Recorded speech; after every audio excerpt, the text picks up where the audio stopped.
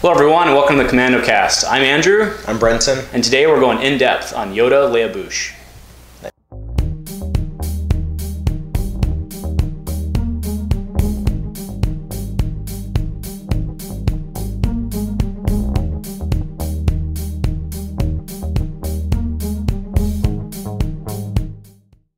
Alright guys, so today we're talking Yoda, Leia Boushh, and who better to do that with than our local, who has become our local expert on the deck, I guess.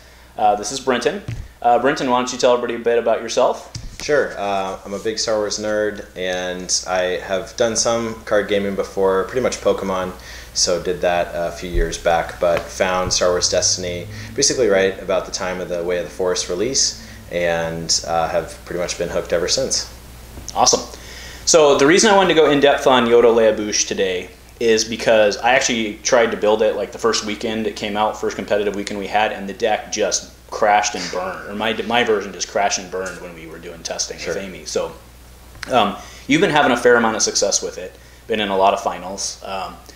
So I guess the question I have is, what do you think the good matchup, or what are the strengths of the deck, what are the weaknesses are of the deck, and kind of what are the bad and good matchups for it? Sure. I think it's pretty obvious that 3 wides, or I guess even 4 wides, is a pretty good matchup.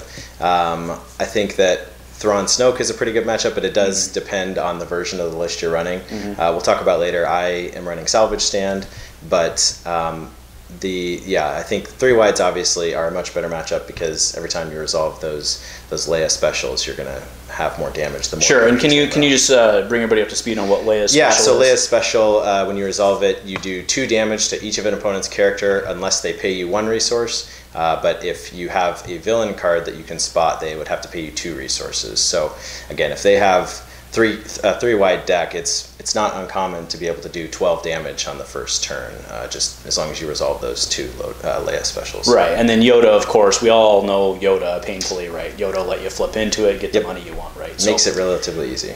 So then I guess the question I have is, there's a couple different, we all remember Hondo Yoda from kind of the Legacies meta. It was flying around worlds and did pretty well there.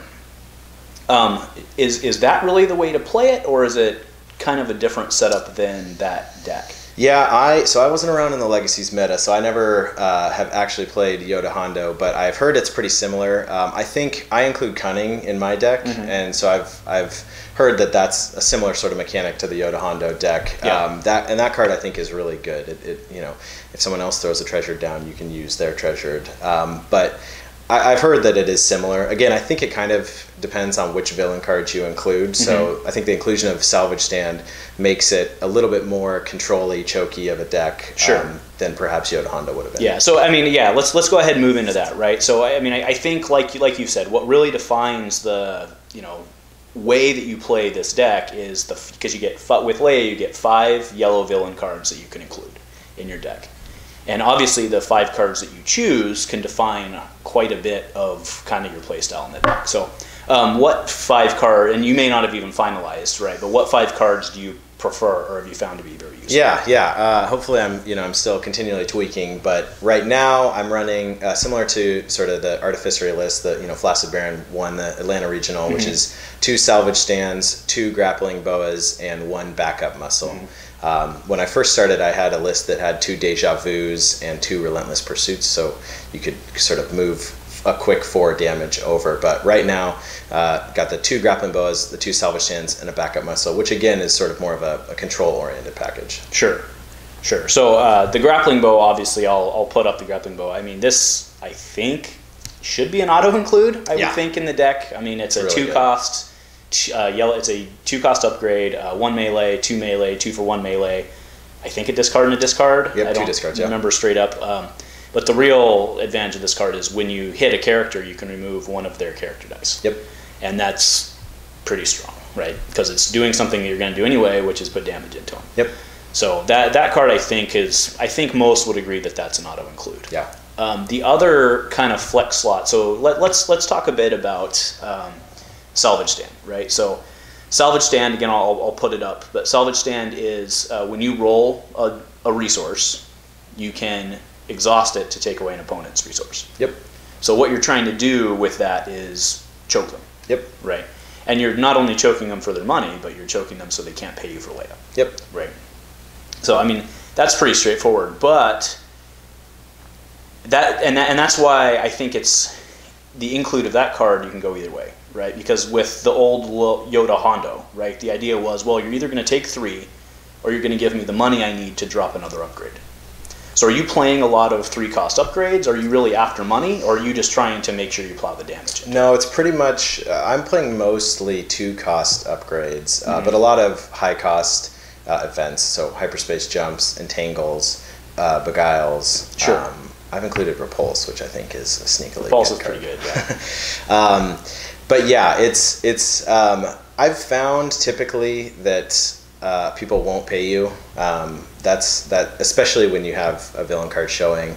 It seems pretty rare that someone will pay me the 2, even if I'm going to put 6 damage across 3 characters. Right. So I'm not. My game plan isn't counting on getting money from being paid. It's more from starving them out. I see. Yeah, and I think that's where my original version of the deck went wrong. Is I was kind of thinking that they would, because it used to be a good strategy playing Hondo would be if he was hitting you with 2 specials, you'd take 3 and then pay 1, right? And kind of split it. That was at least kind of how I did. You try to split it, but with Leia, I don't know that that's great. Yeah.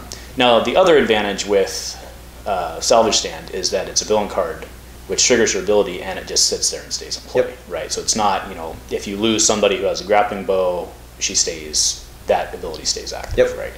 I've had it vandalized before, but it doesn't happen incredibly commonly. Yeah, but and that's a 0-drop, right? Yeah. So seems not bad. They can trade you a card, you can drop another one, right? For sure. It is a little bit more, there's more variance, obviously. So you have to count on one of your die rolling the resource side, which, in fact, my last match against Alex in a Gongai tournament a few weeks back. Which we have the video on the Dice Commando channel. It's a good one, except for the outcome, in my opinion. But, it happens. I basically had like 4 dice, and I just had to roll 1 resource to be able to starve him so he couldn't resolve, I think it was the Vader's Fist die, or maybe it was one of the Vader's. I think it was a 4 sides. for 1. Yeah.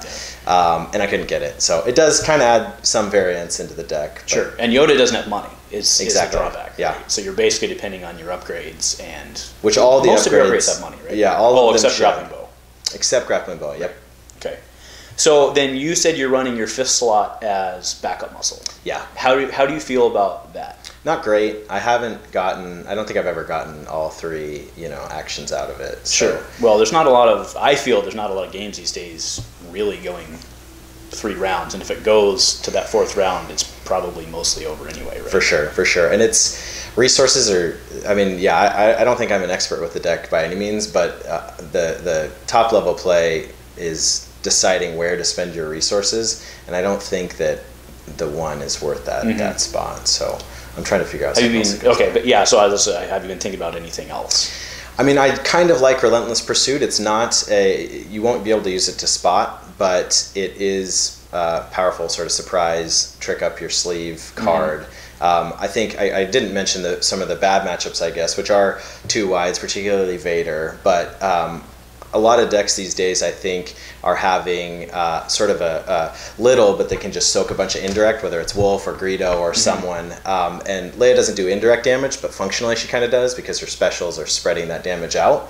So Relentless Pursuit could be a good way to kind of get the surprise. Maybe they're saving a Greedo for a price of failure, and you could move 2 over to Vader to kill him or something. Or do the reverse and shut off price of failure, right? Exactly. Yeah, that's...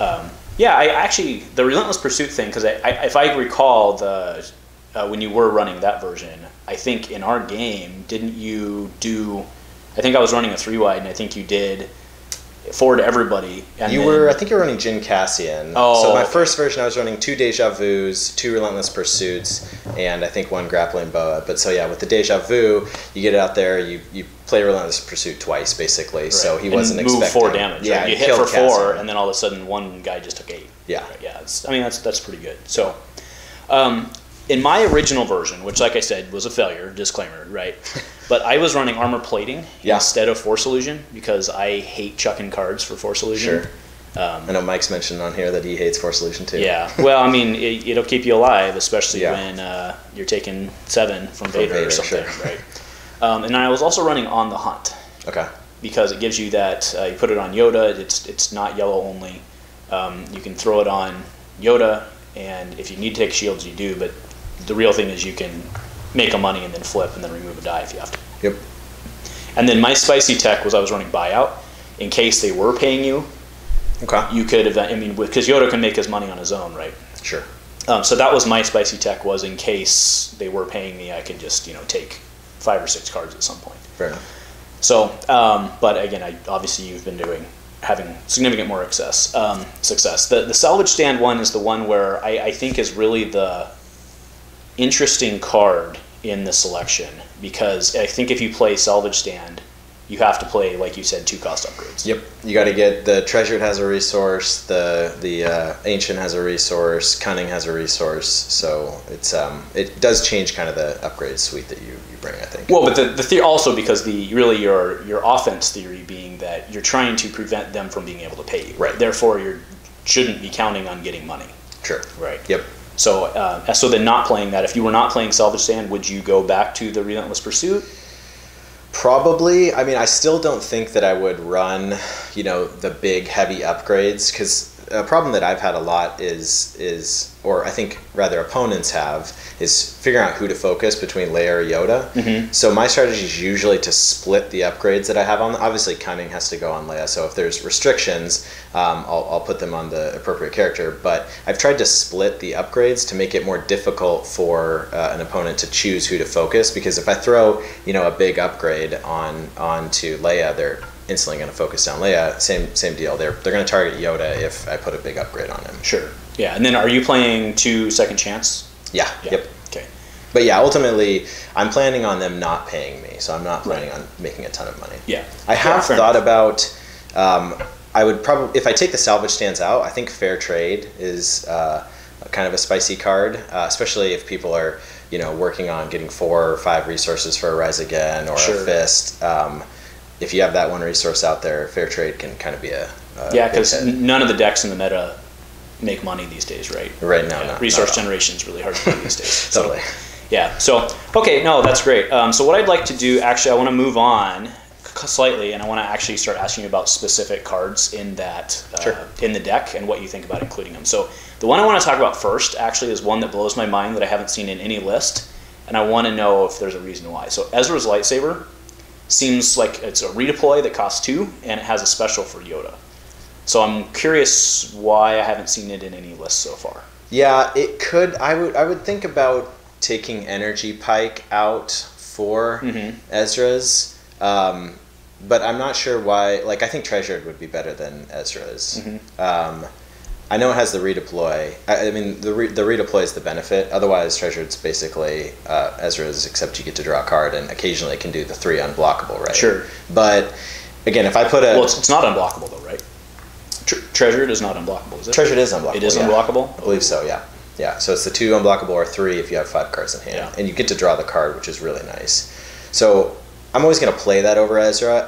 There could be times, certainly, like if I put the Treasured on Yoda and he's going down, they've focused him, to overwrite with the Ezras to save the resources. Again, I think resources are really critical in this deck. Every resource you spend could be massive. Right. So it could be nice for that over the Energy Pikes. Sure.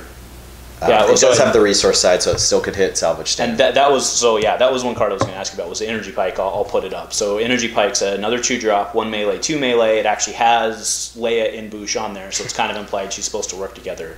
Then the special on there is very interesting. You get to deal damage equal to the number of resources you have. The problem is it's capped at 3. Yeah. Right? So if you don't have anything, it's a worthless special. Now, I guess in theory, you probably just actually throw it on Yoda, gain the $1, hit for 1, but using a Yoda and 2 die to hit for 1 seems not great. Yeah, it is one that you throw on Yoda. I pretty much always try to throw the Treasured or the Energy Pike on Yoda, again, because often, all things equal, most people will go after Leia. She's the one that has the damage sides. But, so you can, late game, if you have a Yoda special, take a resource flip, Sure. and then hit Energy Pike for at minimum of 2, possibly 3. Sure. So it has a little bit more upside over Ezra's, because otherwise I think the sides are essentially the same as the Ezra's lightsaber, except that Ezra's has a 2 range. Yeah, but from an output standpoint, yeah. So the 2 guaranteed on Ezra's lightsaber plus the redeploy could make it a better include than the energy pike. Sure. Yeah. Okay. So how about force speed? I do like the force speed. You got 2 hyperspace jumps. I think that's obviously a very powerful card. I think everyone can agree. So being able to get out there and do your stuff is important for running this deck, especially because it's a very fragile deck. Doesn't have a ton of health.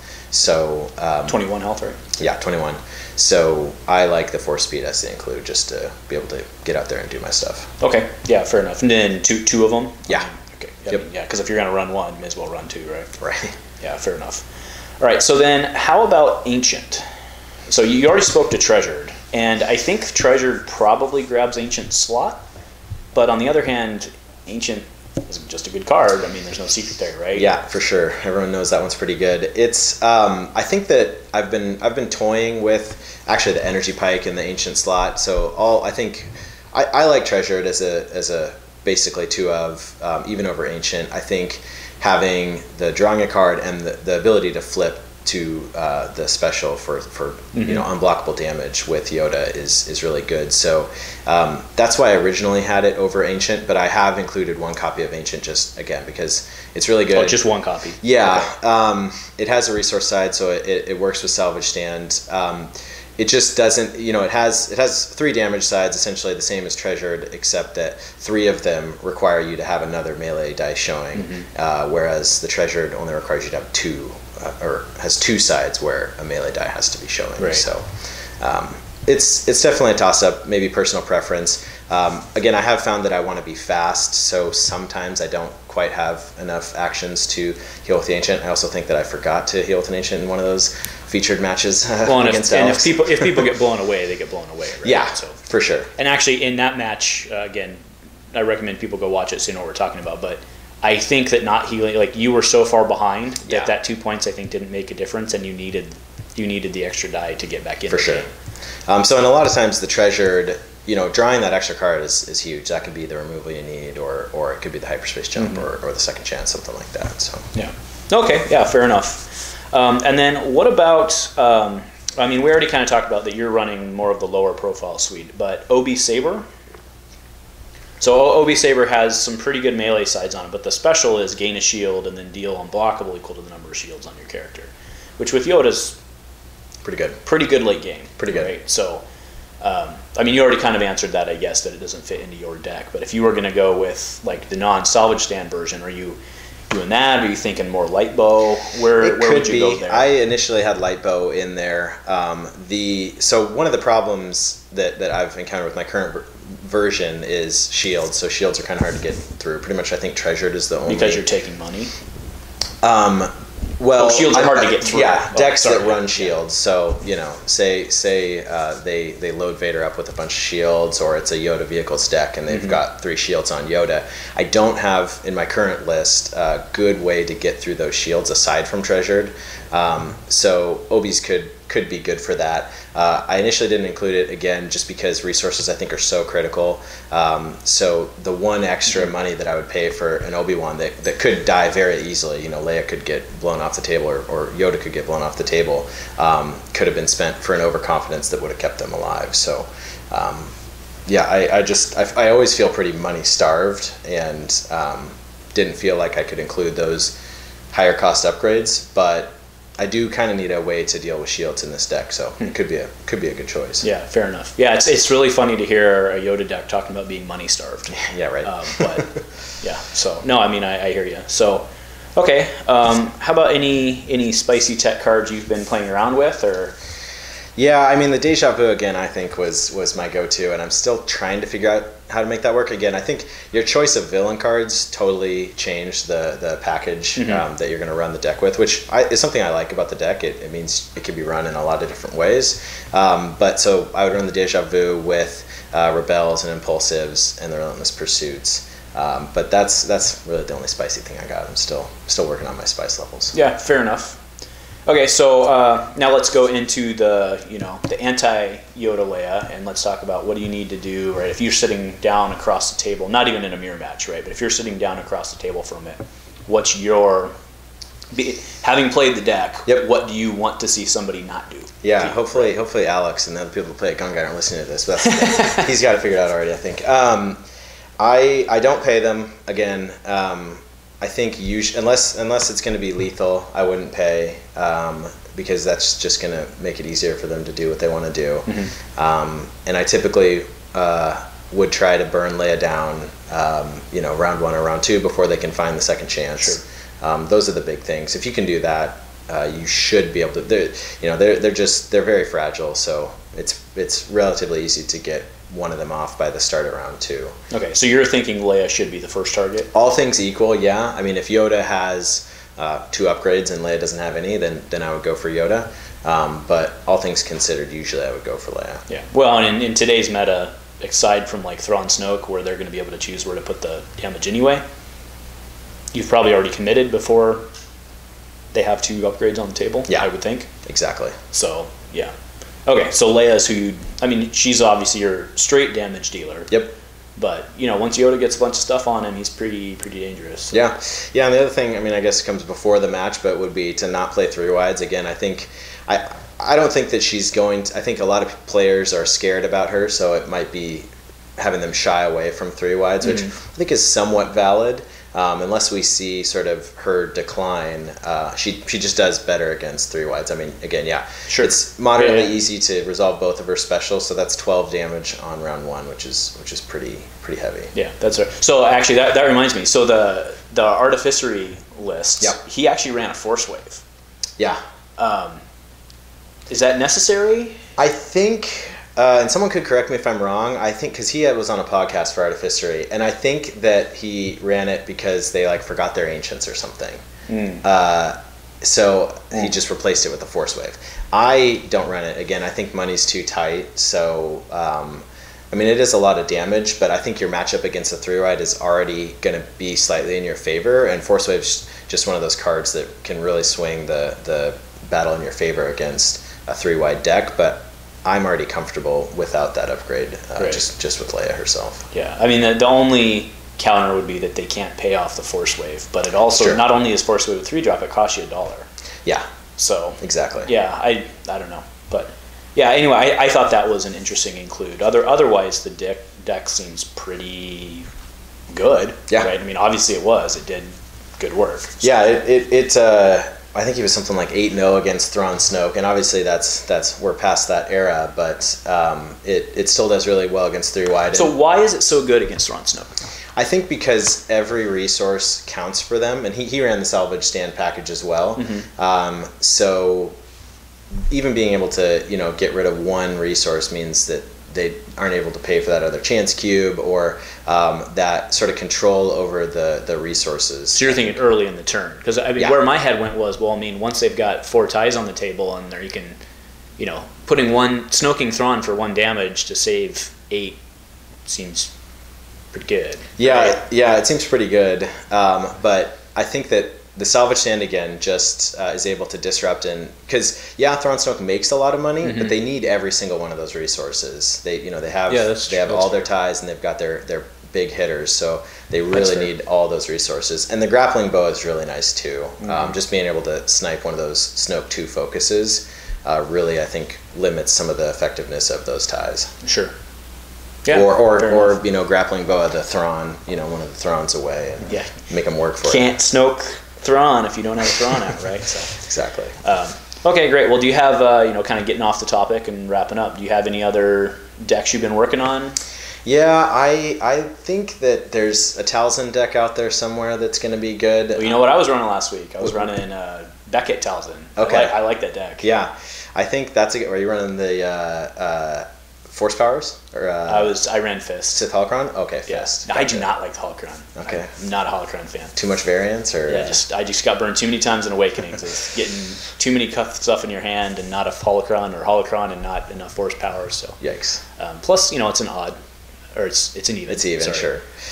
I did run 2 even because running Truce with Beckett is a pretty no-brainer, nice. right? Yeah. So, especially when you can Talzin flip into it. But yeah, I had a lot of fun with that. It didn't do great last week. But, do you run Profitable Connection?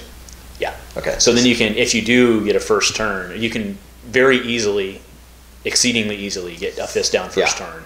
Or if you draw the rifle, Beckett's rifle, you can just shut him out. Yeah, so. That's nice. I think Talzin Beckett's good. I ran Dooku Talzin at the Oregon Tournament of Champions in the Way of the Force meta, which I liked and did well with. I think there might be, especially if there's a lot of Vader out there, there could be a spot for that. So I think there's a Talzin deck out there, and I think there's an Armored Reinforcement deck out there. I don't know if that's Yoda or Beckett or who that is, but that one that was at the Virginia Regional. It was Yoda. Hired North Carolina, gun, I think. North Carolina. Yeah, Yoda hired gun and Gungan with armored reinforcement. Yep, with the Shadowcaster. Yeah. It's pretty gnarly, even without leadership. With the R2 Astromech that lets you reset the Shadowcaster, you're making money with Yoda and hired gun, so it's relatively easy, I think, to get a couple of shots off with the Shadowcaster. So it is a tankier deck. It's got the Gungan in it. Is that running Naboo? Was he running Naboo Fighter as well? Yeah, I assume? It runs a couple N1s to counter other people's. Because that card is so good now, right? Yeah. It's good. It's just so I've toyed around with that deck a little bit. It just can suffer from kind of getting blown out by a Vader. I mean, I guess any deck can, but it's Vader's been tearing up our local scene the last couple weeks. It's just been Vader everywhere, and he's doing pretty well. Yeah. Although it does seem that whatever Alex runs seems to do pretty well. So that's true. That's true. Also, what else is out there that has tickled your fancy, right? I think it's going to be something that takes advantage of doing, so it might be an aggro list, but I think that takes advantage of doing direct damage relatively quickly. Again, I think that especially Vader decks and even a lot of other decks out, even that one, Yoda, Higher Gun, Gungan, which they run for the red card, but also as another character to just throw indirect damage at, or Greedo, throw as much damage at him before you price a failure him. So decks that don't rely as much on indirect damage, I think are kind of going to be the way to go. Yeah. See, that's interesting. We're totally off where we want, or our topic, but that's fine, right? So I was actually thinking about that just today, right? Is we're not seeing, indirect damage seems like it should be really good right now, because everyone's gone too wide again, and that's where indirect value really shines, right? You don't have these, Snoke, Afra battle droid to disperse it on. It seems like it should be doing really well, but is it just because the game is so fast right now? Is that... why do you think? Because it's, like I said, I couldn't really figure it out. It seems like throwing 3 and 4 indirected people should be pretty good. Yeah, and there's a lot of die out there that, Planetary, Shadowcaster, Fist that have indirects. Again, I think just based on sort of the limited results that we've seen from regionals and what we see in our area, there are just a lot of decks that they have a second character or sometimes a third character that is just there for the color and is sort of meat shield. So, whether it's Greedo or Wolf, the Kylo Wolf, obviously Wolf did a lot, but you could just load him up with a bunch of damage because ultimately Kylo was the one doing the damage. So these decks that kind of have a partner that does something kind of cool, but also is there to just soak up a lot of damage, I think, have been sort of limiting the effectiveness of indirect damage, or even of Leia's ability to sort of get a lot of damage out there. Sure. Yeah, and that's fair. And I do think that's why Jyn Cassian is struggling right now. Because if you go the damage angle with that, you're using Cassian to put indirect, and then it just goes on the guy you're not trying to kill down. Greedo. And that deck also seriously suffers that both characters kind of need to be alive for the deck to work, right? Yeah. They both, Cassian obviously is the one you hope is alive at the end, but you kind of need both of them together because Jyn works pretty well. Right. So, yeah. And so again, that probably suffers from those heavy indirect sides, because if I do a Shadowcaster 5 indirect and you split it across Jyn and Cassian, one of them is going to be within range of sort of a quick snipe. Right. So. Well, and that's why, I think you hit on the head, right? That's why Shadowcaster's so good, I think, is because you have that 5 indirect, right? And it's not that hard for the Shadowcaster to get the 5 indirect for free, even turn 1, right? And then you put somebody at 4 or 5 damage, and they flip to the 6 and hit you, maybe even with an impulsive, and you can't do anything about it, right? So, that 6 side on the Shadowcaster is pretty gnarly. Brutal. So, yeah. So anyway, we've fishtailed enough, but there's a lot of things going on in Destiny right now. Meta's wide open. You can pretty much pick anything you want that moves fast and do well. I don't think it's a good meta for Mill right now, but maybe somebody much smarter than us will solve There's something that problem. out there, yeah. So, okay, well, I think that's pretty much it for today. Do you have anything you want to plug or anything you want to say? No, just love all the content creators. Your Destiny, Artificery, especially Dice Commando. You guys are great. I think the game's in a great spot, and I think content creators are a good reason for that. So really appreciate all the work that these guys and other content creators do. Yeah, keep doing it, and you can never have too much content, I think. Right? Yeah. So. Also, my friend Ben, this is basically his deck. He's more of a collector, but he has 3 young kids. So basically, he buys all the cards, and then I just get to play with them. So, So he's your patron? He's my funder. Nice. All right, well, if there's nothing else, go Commando. Go Commando. Nice. Nice.